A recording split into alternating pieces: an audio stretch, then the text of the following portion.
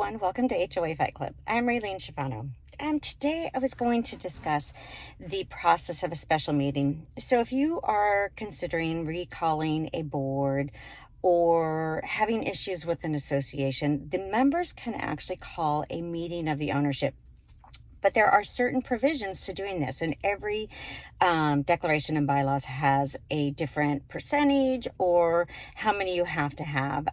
So you want to really make sure that you know what you're doing prior to establishing a recall of a board or of a board member.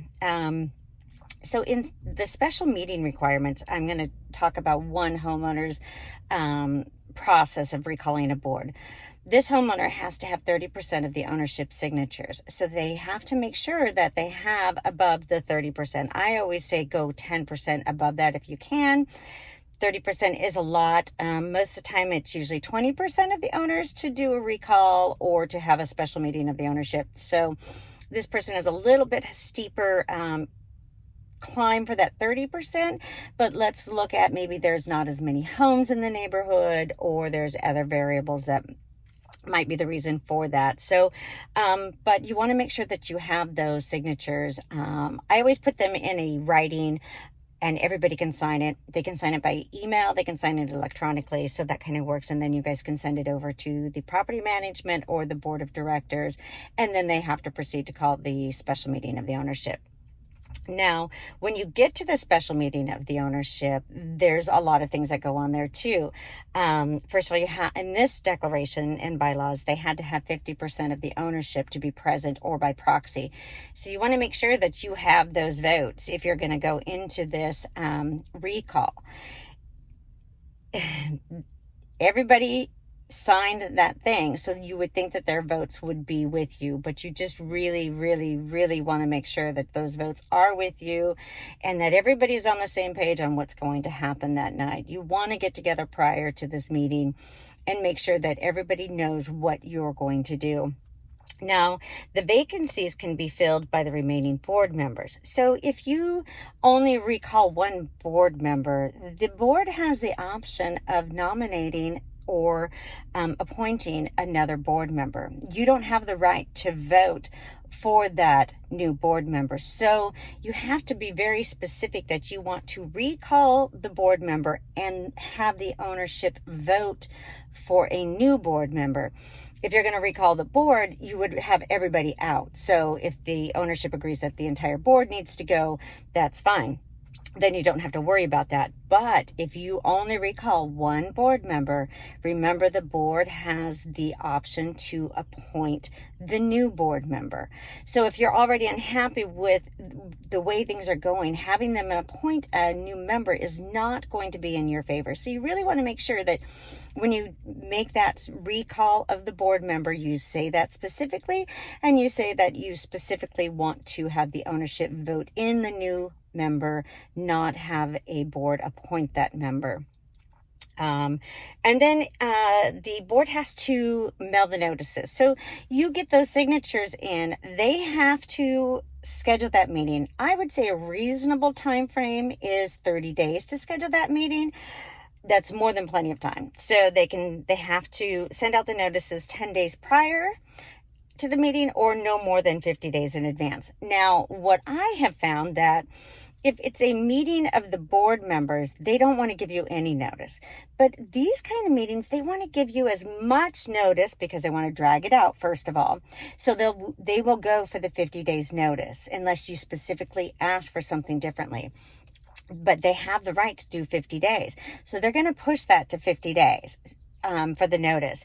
And then if they drag their feet any, so now we're at 80 days. We're almost at 90 days before this meeting's even going to be taking place. There's a lot of things that can change in 90 days. People can sell the home. People can buy into the homeowners association. You need to really know what you're doing when you call these meetings and stay on the people that are calling them. I would actually say that, you could make it really convenient for the board by scheduling this recall on a night that there's already a board meeting. That might be a good way of doing it. So just be very aware that the board's going to drag this out to the 50 days maximum that they can put on there. So they won't do like when, they have a board meeting, they only give you 10 days notice. Then the next thing you need to know is Robert's Rules of Order. To do a recall of the board, you have to be able to make a motion. You have to be able to say, I motion that we recall the board, or we recall this person, and these are my reasons. And as soon as you say that, somebody else needs to stand up and second that. And then the person that's asking for or making the motion say all in favor. So it's really quick. You have to be able to do it. I'd like to make a motion to recall such and such board member. Anybody second that? The person stands up and says, I second that. And then the person that made the motion goes all in favor, and everybody votes aye. Be very quick. You are in control in those meetings. In those annual meetings, you have the right to make motions. If they are limiting your time, where you only have 3 minutes a homeowner to speak or whatever, you can give your time to somebody else. I motion that we all give our time to this member to speak for us. So there's many things that you can do if you know how to make a motion. So make sure that you know Robert's Rules of Order. Get to know them. Make sure your neighbors know them. Make sure everybody has a copy, has read it, knows how to make a motion, knows how to second it, knows how to vote all in favor. It's really, really important.